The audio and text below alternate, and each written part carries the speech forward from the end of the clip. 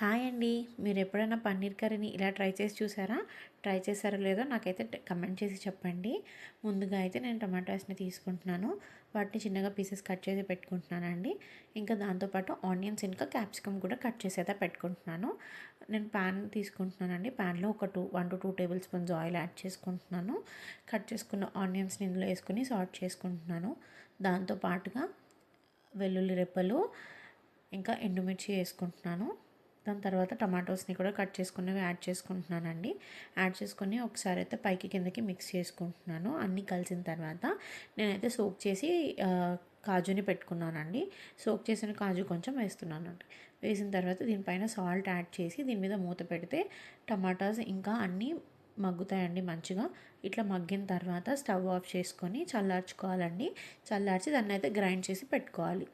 Meanwhile నేను ఇంకా అదే ప్యాన్లో కొంచెం గీ యాడ్ చేసుకొని క్యాప్సికమ్ని అయితే యాడ్ చేసుకుంటున్నాను. యాడ్ చేసి వీటిని కూడా ఇట్లా ఫ్రై చేసుకుంటున్నానండి. చేసుకున్న తర్వాత పన్నీర్ని క్యూబ్స్గా కట్ చేసి పెట్టుకున్నాను. వాటిని కూడా అదే ప్యాన్లో అదే గీలో యాడ్ చేసుకుంటున్నానండి. కొంచెం ఫ్రై చేసి పెట్టుకుంటున్నాను. గోల్డెన్ బ్రౌన్లోకి ఏం తీసుకురావట్లేదండి, రైట్గా రోస్ట్ లాగా చేస్తున్నాను. తర్వాత ఇందాకైతే నేను మిక్స్ పట్టి పెట్టుకున్నాను కదండి, అదంతా దీనిలో యాడ్ చేసేసి కొంచెం తగినంత సాల్ట్ యాడ్ చేస్తున్నాను. పసుపు యాడ్ చేశానండి.